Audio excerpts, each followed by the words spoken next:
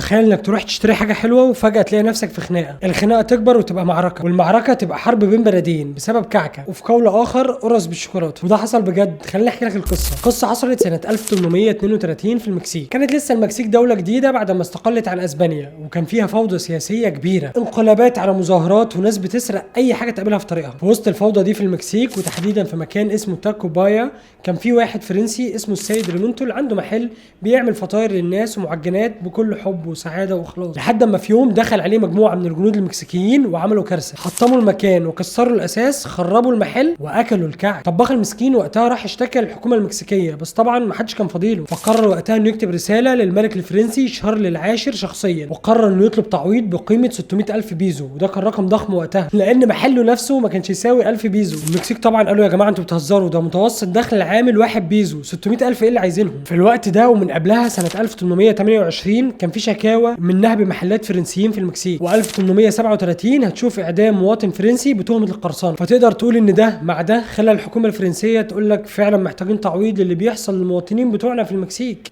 سلام. فقررت فرنسا في 1838 انها تبعت اسطول سفن بحريه يحاصر المكسيك، وقصفت ليها قلاع على الساحل وحصرت الساحل بتاعها ومنعت عنها اي تجاره او اي امدادات، شلل كامل للدوله. وبعد شهور من الحرب وفي 9 مارس 1839 عملوا معاهده سلام بين البلدين فرنسا والمكسيك، وفيها قالت فرنسا للمكسيك ان انتوا تدفعوا لنا 600,000 بيزو كتعويضا للي حصل للمواطنين الفرنسيين الغلابه، والفرنسيين وعدوهم باتفاقات تجاريه بين البلدين كتعويضا للحصار اللي حصل لهم. بس طبعا لا دول دفعوا ولا دول التزموا، ولا في تجاره ولا في فلوس، وده اللي خلى فرنسا تاخد عدم دفعهم للفلوس كحجه للتدخل تاني في المكسيك سنه 1861. انا مش عايز حرب، انا عايز فلوسي. الحرب دي اثبتت ان السياسه ممكن تاخد اي حجه للحرب او الغزو حتى لو كانت معجنات. الحروب دايما نتائجها كارثيه وبتدمر اكتر من جيل، واديك شفت في ناس بتحارب عشان الارض والشرف فرض السلطه، وناس بتحارب عشان دونتس او قرص، سميها زي ما تسميها.